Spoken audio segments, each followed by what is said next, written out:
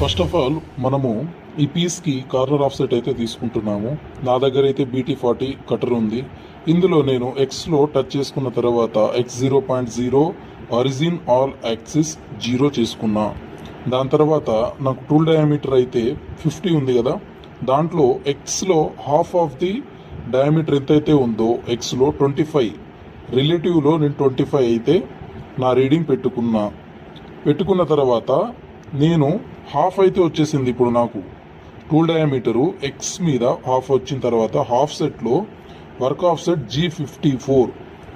ఇప్పుడు నేను X 0.0 measure చేసుకున్న తర్వాత అదే విధంగా ఇప్పుడు నేనేం చేస్తున్నానంటే Y హాఫ్ సెట్ తీసుకుంటున్నా.